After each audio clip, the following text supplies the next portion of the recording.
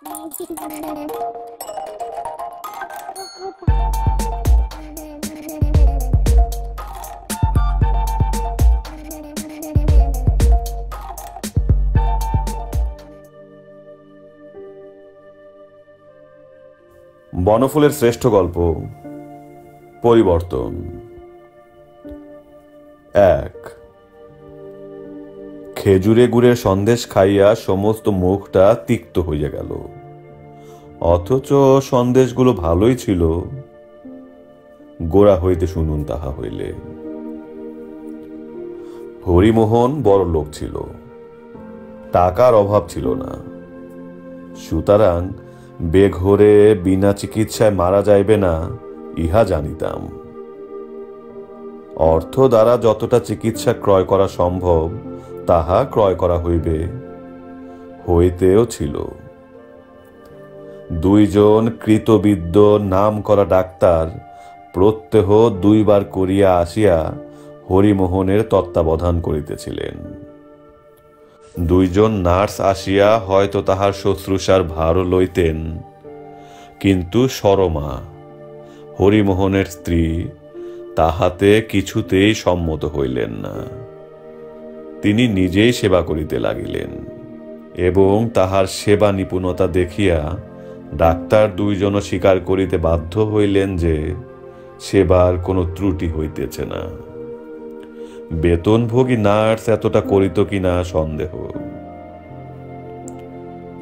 রোগটি কিন্তু সাংঘাতিক, যক্ষা। মুখ দিয়া রক্ত উঠিয়াছে, প্রত্যহ জ্বর হইতেছে। কফ পরীক্ষা করানো হইয়াছিল, যক্ষার জীবাণু পাওয়া গিয়াছে। তিল মাত্র সন্দেহের অবকাশ ছিল না। পয়সার জোরে সুচিকিৎসা হয়তো হইবে, কিন্তু সুফল ফলিবে বলিয়া মনে হয় নাই। বরং তাহার জীবন নাট্যের যবনিকা পতন আসন্ন হইয়া আসিতেছে, এই কথাই বারংবার মনে হইতেছিল। হরিমোহন আমার বাল্য বন্ধু। ক্লাসে উভয়ে পাশাপাশি বসিতাম এবং সেই সূত্রে যে ঘনিষ্ঠতাটুকু বন্ধুত্বে পরিণত হইয়াছিল, কেন জানি না এখনো তাহা অটুট আছে। না থাকিবারই কথা, ধনী ও দরিদ্রের প্রেম বড় ভঙ্গুর। আমাদের কপালে কেন যে তাহা টিকিয়া গিয়াছিল বলিতে পারি না।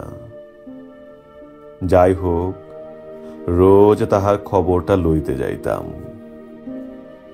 আরও বিশেষ করিয়া যাইতে হইত এই জন্য যে অর্থ এবং পত্নী ব্যতীত হরিমোহনের আপন বলিতে সংসারে আর কেহ ছিল না। গুড় থাকিলে অবশ্য পিপিলিকার অসদ্ভাব হয় না। বহু পিপিলিকা আনাগোনাও করিতেছিল, কিন্তু যেই ইহা নিঃসংশয় রূপে জানা গেল যে হরিমোহনের ব্যাধিটি যক্ষা, অমনি পিপিলিকার দল ক্রমশ অন্তর্ধান করিল। সম্ভবত অন্য গুড়ের গুদামের সন্ধানে গেল। আমি একা পড়িলাম। সরমার সহিত বন্ধু পত্নী হিসাবে যে লৌকিক আলাপটুকু ছিল, সেই সূত্রে তাহা গাঢ়তর হইতে লাগিল। এখন মনে হইতেছে, না হইলেই ছিল ভালো, না হইলেই ভালো ছিল। 2। হরিমোহন বসিয়া কাশিতেছিল। যক্ষার বুক ফাটা কাশি। কাশিটা থামিলে বলিল, থ্রোটটা বড্ড খারাপ হয়েছে। ওষুধ লাগিয়ে লাগিয়ে আর গার্গল করে করে তো হয়রান হয়ে গেলাম। কাশিটা কিছুতে কমছে না কেন বল দেখি। বললাম, কমবে কমবে, এত ঘাবড়াস কেন? ঘাবড়াবার ছেলে আমি নই, তবে কি জানিস, ক্রমাগত কাশাটা বিরক্তিকর। 2টা কথা বলিতে না বলিতেই আবার কাশিতে লাগিল। কিছুক্ষণ উভয়েই চুপচাপ। হরিমোহন বলিল, স্পিউটাম এক্সামিন করে কিছুই পাওয়া যায়নি, শুনেছিস তো? যাবে না তা আগেই জানতাম, একটা ইনফ্লুয়েঞ্জার অ্যাটাক হয়েছে আর কি। এক পেয়ালা দুধ হাতে করিয়া সরমা প্রবেশ করিল।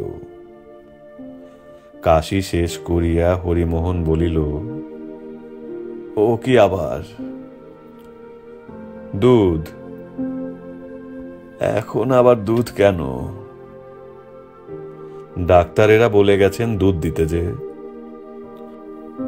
কি মুশকিল, একটু বিশ্রাম দাও আমাকে তোমরা, কাশি তো।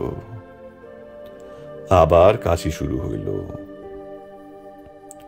সামলাইয়া সে বলিতে লাগিল, এই তো কিছুক্ষণ আগে ওষুধ খেলাম, তারপর গার্গল, তারপর স্প্রে, তারপর ফলের রস, আবার এখনই দুধ।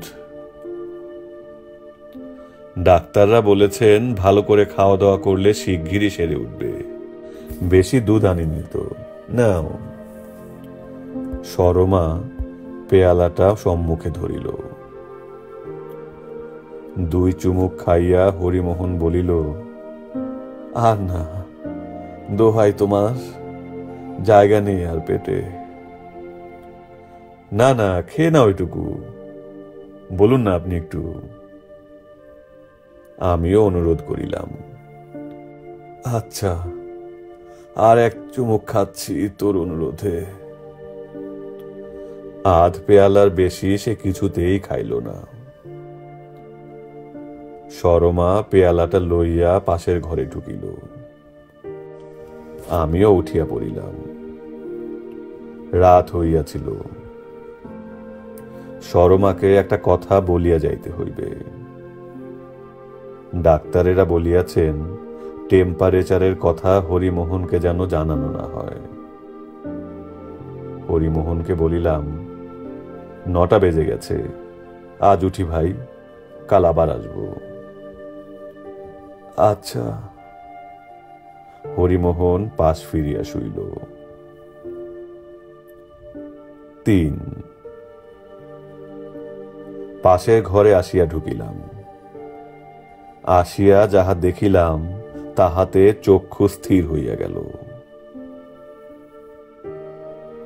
দেখিলাম সরমা হরিমোহনের উচ্ছিষ্ট দুধটা পান করিতেছে। বলিলাম, এ কি করছেন আপনি? ধরা পড়িয়া গিয়া সরমা একটু লজ্জিত হইয়া পড়িয়াছিল। আর রক্ত মুখে বলিল, ও কিছু নয়। তারপর সহসা আত্মসম্বরণ করিয়া স্থির কণ্ঠে বলিল, দেখে যখন ফেলেছেন উপায় নেই, কিন্তু বলবেন না কাউকে। তা না হয় বলবো না, কিন্তু এঁটো দুধ খাচ্ছেন কেন? একটু হাসিয়া সরমা বলিল, স্বামীর এঁটো খেলে দোষ কি? দোষ কি? যক্ষার সংক্রামকতা সম্বন্ধে আমার যতটা জানা ছিল বলিলাম। সরমা আদ্যপান্ত সমস্ত শুনিল। তাহার পর সহসা প্রদীপ্ত একজোড়া চোখ আমার মুখের উপর নিবন্ধ করিয়া বলিল, সবই তো বুঝলাম, কিন্তু একটা কথা বুঝিয়ে দিতে পারেন আমাকে? উনি যদি না বাঁচেন, আমার বেঁচে লাভ আছে কোনো? ছেলে মেয়েও যদি একটা থাকতো তাহলেও বা কথা ছিল। অনেক হিত কথা অনেকক্ষণ ধরিয়া তাহাকে বলিলাম। আনত মস্তকে হাসি মুখে নীরবে সে সমস্ত শুনিয়া গেল, প্রতিবাদ পর্যন্ত করিল না। 4 হরিমোহনের অসুখ ক্রমশ বাড়িতে লাগিল। তাহার যে যক্ষা হইয়াছে এই সংবাদ তাহার নিকট আর চাপা রইল না। সে জানিতে পারিল এবং ব্যস্ত হইয়া উঠিল।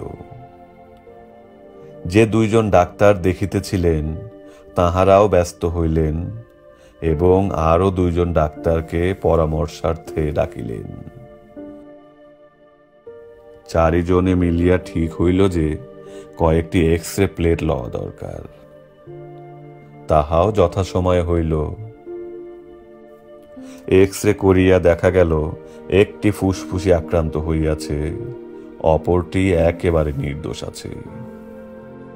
স্যানাটোরিয়ামে গিয়া অস্ত্র চিকিৎসা করাইলে সুফল ফলিবার সম্ভাবনা। অর্থের অভাব ছিল না, সুতরাং অবিলম্বে হরিমোহন ধর্মপুর চলিয়া গেল। সুরমাও সঙ্গে গেল। 5 ইহার পর অনেক দিন হরিমোহনের খবর পাই নাই। কিছুদিন চিঠিপত্র লেখালেখি হইয়াছিল, তাহাও কালক্রমে থামিয়া গেল। হরিমোহন পূর্বাপেক্ষা একটু ভালো আছে, ইহাই শুনিয়াছিলাম। তাহার পর হরিমোহন সম্বন্ধে কৌতূহল ক্রমশ কমিয়া গেল। হরিমোহনও বিশেষ খবর লইল না। হঠাৎ একদিন খবর পাইলাম হরিমোহন সুইজারল্যান্ড যাত্রা করিয়াছে। কেন, কি বৃত্তান্ত কিছুই জানিতে পারিলাম না। ভাবিলাম টাকা আছে, যাইবে না কেন। নিয়মিতভাবে কেরানিগিরি করিতে লাগিলাম। আদার ব্যাপারী আমি, জাহাজের খবর লইবার অধিকার আমার নাই, সুযোগও ছিল না।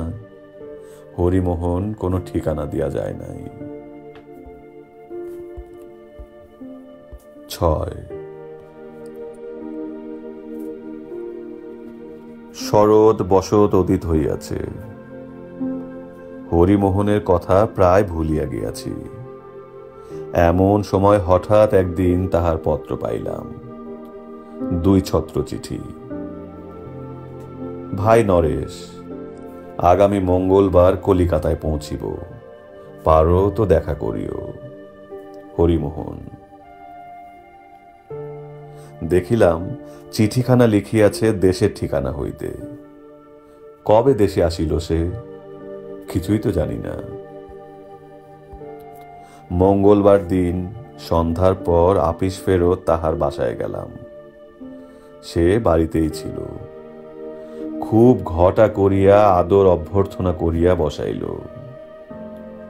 হরিমোহনের চেহারা দেখিয়া বিস্মিত হইয়া গেলাম। সুস্থ সবল লম্বা চওড়া চেহারা। কে বলিবে ইহার যক্ষা হইয়াছিল। বলিলাম, বেশ সেরে গেছিস তো? হ্যাঁ, কমপ্লিটলি। যে যে ডাক্তারের চিকিৎসা নৈপুণ্যে সে নিরাময় হইয়াছে, তাহাদের গল্প করিতে করিতে সে উচ্ছ্বসিত হইয়া উঠিল। সুইজারল্যান্ড গেছলি নাকি? হ্যাঁ। কেমন লাগলো? অতি চমৎকার। কেতাবে যা পড়া যায় তার চেয়ে ঢের ঢের বেশি সুন্দর। চল চল, উপরে চল। উপরে গেলাম। উপরে গিয়াই হরিমোহন চিৎকার জুড়িয়া দিল, শর্মা কই, নরেশ এসেছে, চা জল খাবার আনো, বস বস।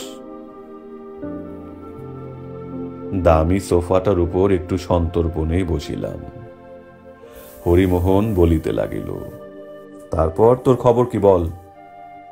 তুই তো অনেক বদলে গেছিস দেখছি। কানের কাছে চুলগুলো যে বেবাক পেকে গেছে রে, এরই মধ্যে বুড়িয়ে গেলি। ও দেশে 50 বছরে যৌবন শুরু হয়, বুঝলি? শুরু কথাটার উপর সে জোর দিল।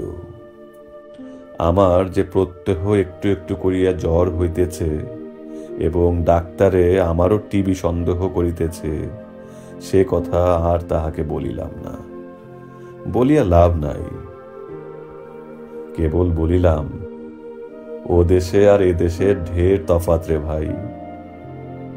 তাছাড়া আর একটা কথা ভুলে যাস কেন, সেই 20 বছর বয়স থেকে এক নাগারে কেরানিগিরি করে চলেছি, দম নেবার অবসর নেই। তাতে কি হয়েছে, খাটলে কি মানুষ রোগা হয়? বলিয়া হরিমোহন হা হা করিয়া হাসিয়া উঠিল। ঘর কাঁপানো হাসি হরিমোহনের বিশেষত্ব। হাসির জোর কিছুমাত্র কম হয় নাই, বরং বাড়ি আছে। তাহার স্বাস্থ্যের প্রাচুর্য ও মনের তারুণ্য দেখিয়া হিংসা হইতে লাগিল। 25 বছরের পর তাহার বয়স যেন আর বাড়ে নাই। সরমা আসিয়া প্রবেশ করিল, হাতে জল খাবারের প্লেট। সরমাকে দেখিয়া আরো বিস্মিত হইয়া গেলাম। 10 বছরে মানুষ এত পরিবর্তন হইতে পারে? আমার ভ্রু কুঞ্চিত দৃষ্টি তাহার মুখের উপর নিবন্ধ হওয়াতেই সম্ভবত সরমা একটু সংকুচিত হইয়া পড়িল। চাটা নিয়ে আসি। জল খাবারের প্লেটটা সামনের তেপায়াটার উপর নামাইয়া দিয়া চলিয়া গেল। কে? হরিমোহনকে বলিলাম, সরমাকে তো একদম চেনা যায় না। এই 10 বছরে ভীষণ বদলে গেছে দেখছি। হরিমোহন স্থির দৃষ্টিতে খানিকক্ষণ আমার পানে চাহিয়া রহিল। তাহার পর বলিল, হ্যাঁ, বদলে গেছে। তুই যাকে দেখেছিলি এ সে নয়, এ আরেক সরমা। সে সরমা বহুকাল আগেই মারা গেছে। তারও টিবি হয়েছিল, 2 লাংসেই। কিছুক্ষণ থামিয়া পুনরায় বলিল, শেষটা ইন্টেস্টাইনও খারাপ হয়ে গেল। অনেক খরচপত্র করলাম, কিছুতেই বাঁচাতে পারলাম না।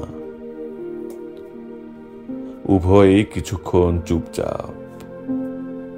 হরিমোহনই আবার কথা বলিল, থাকতে পারলাম না, দ্বিতীয়বার বিয়ে করতে হলো। খুঁজে খুঁজে সরমা নামেরই আরেকজনকে বার করলাম শেষে। ও নামটা মুখস্থ হয়ে গেছে। যে লোক গেছে সে আর ফিরবে না জানি, তবু নামটার। থামিয়া গেল। সরমা দ্বারপথে চায়ের সরঞ্জাম লইয়া প্রবেশ করিতেছে। হরিমোহনের দিকে নানারূপ খাদ্যপূর্ণ 1 প্লেট খাবার আগাইয়া দিতেই হরিমোহন বলিল, অত আমি খাবো না, কত দিয়েছ আমাকে? শুনিলাম সরমা বলিতেছে, ডাক্তারে তোমাকে খেতে বলেছে ভালো করে, আজকাল তুমি খাচ্ছ না মোটে। একটু বলে জানতো আপনার বন্ধুকে। হরিমোহন বলিল, নরেশের জন্য খেজুরের গুড়ে সন্দেশ আনিয়াছ তো? ভারী ভালোবাসে ও খেজুরের গুড়ে সন্দেশ খেতে। হ্যাঁ, এই যে আনিয়েছি। হাসিয়া 1 প্লেট খেজুর গুড়ের সন্দেশ সে আমার দিকে আগাইয়া দিল।